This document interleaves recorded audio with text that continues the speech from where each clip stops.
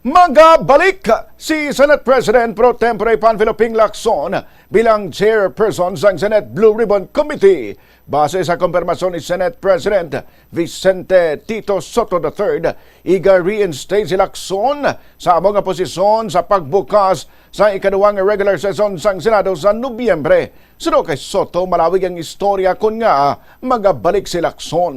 Sa ila pag-inistoryahan ay sunod sa iya na palabot kay Lacson ang clamor sa iya mga kaupdanan kag sang publiko nga balikan sini ang committee nga mong nagapanguna sa investigasyon sa mga irregularidad sa flood control projects. Matandaan nga nagpanaog si Lacson bilang chairman sa ngamong gamhanan nga committee sang Oktubre 6. Sa ngamong ation, ginplastar sini sa iya rason nga may pila sa iya kaupdanan nga senador ang diskumpiyado sa direksyon sang legislative inquiry sa substandard kag ghost flood control projects.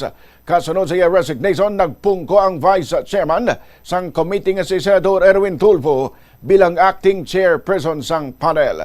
Sang Lunes, una na nakapagwa sa iya statement si Lacson nga nagasiling nga pananglitan magbalik siya bilang Blue Ribbon Committee Chair. Dapat nga handa si Soto nga magatubang sa mga konsekwensya. Lakip diri ang posible pagkadula sang pila ka miyembro sang majority block kag kun matabo ini posible nga makakasman si Soto bilang Senate President.